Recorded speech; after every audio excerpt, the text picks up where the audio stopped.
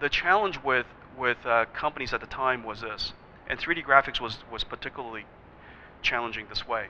You have to build a chip first, and then you can develop the software. And after you develop the software to run the chip, you discover there's a bug in the chip, you got to spin the chip, which then you build the chip, you get back, you do the software on top of it. The iteration loop caused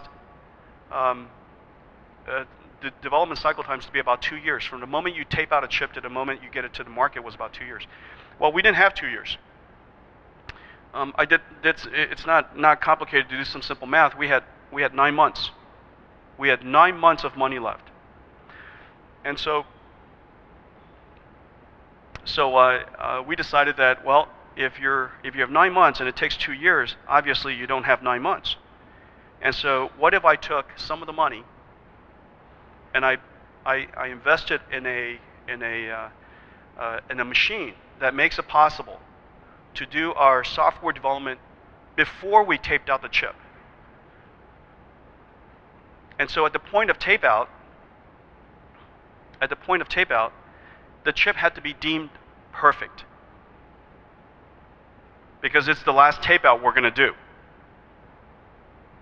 Okay, so we got our the company was much smaller than this room here, and it was umpteen people, and we got everybody together, and I said, hey guys, look, here's the dilemma.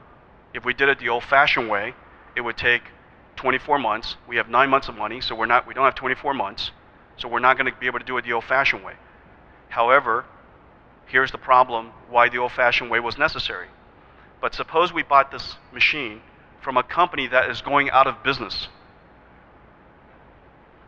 I had heard about this machine. It's called the ICOS emulator. To emulate your chip in this big, huge machine that looks like a refrigerator. If we gave them 3 months of our life, so now all we had was 6 months left, we could buy their machine and keep them in business for an extra 3 months. And we could prototype our chip, do all the development on top of this emulator, pretend like it's our chip, run all the QA, run all the games, run all the VGA tests, run all the Microsoft tests, so that when I tape out that chip, I know, or I believe, I hope, that it's perfect. And that chip, I will start production on day 1, sight unseen. And so they said, you know, Jensen, you've really lost it.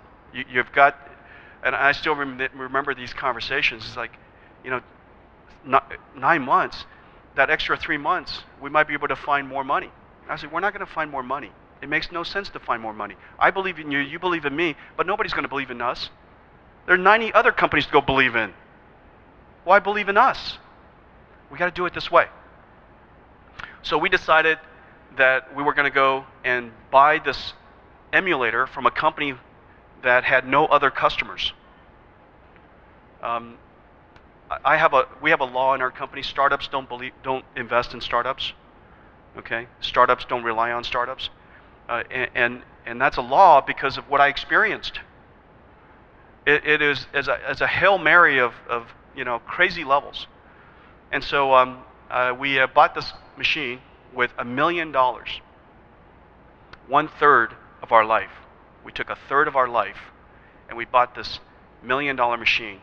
And because it was 1/3 of our life savings, we made it work. And we brought up Riva 128. Does anybody know Riva 128? Riva 128 is the world's first graphics chip that actually exceeded people's expectations of what graphics chips can do. And there's a lot of reasons why it was so complicated, but to have done that. But anyways, Riva 128 was very important for our company and also for the industry. But ICOS delivered their machine. They stayed around long enough to help us bring it up before they went out of business. And we brought up the entire Windows stack, VGA stack, all of our drivers. We ran it at one frame every 30 seconds, minute or so. we had our QA, we had one QA engineer, Andrew Martin, he still works there at NVIDIA today, and he sat in front of this emulator that ran one frame every, 30 minutes or whatever it is, and he QA'd our entire chip that way. He ran every application. He never went to sleep. And on the day that we taped out the chip,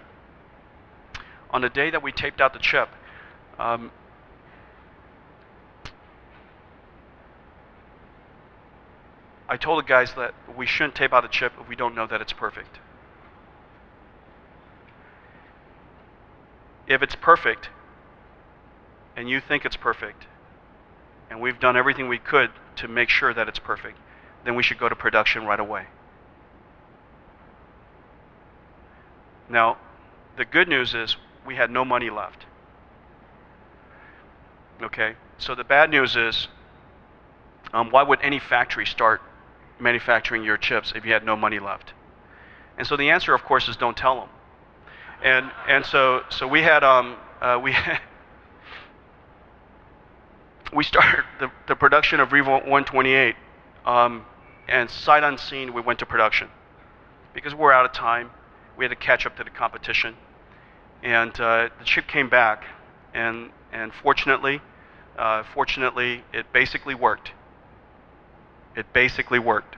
There were, if any of you in the audience understand 3D graphics, there's these different blend modes about how you manipulate the frame buffer, and Microsoft in DirectX specifies 32 blend modes at the time, and we were compatible with a whopping 8 of them. Okay, and so we explained to our customers that 8 is all you need. Okay, you'd be lucky if you used 6 of them. But what we really did do is we ran out to all of the developers in the world, all the game developers, and we said, please don't use the other 24. Please. If you want to make explosions, you want to make them transparent, could you do it this way? Use that mode. Don't use the other 24. If you use the other 24, we're cooked. We are cooked. Okay? You love a lot of things about Riva 128. Okay, so it doesn't have 24 blend modes. There's a lot of things to love. Okay? I mean, this kid is not perfect, but there's a lot of things to love. Okay? And so it turns out the rest of the industry fell in love with Riva 128 just like we did. We had to love it. It was our only child. And so we ramped up the production, and then we went to town. Riva 128 became the world's first 100 megapixel fill rate texture map Z-buffered engine in the world.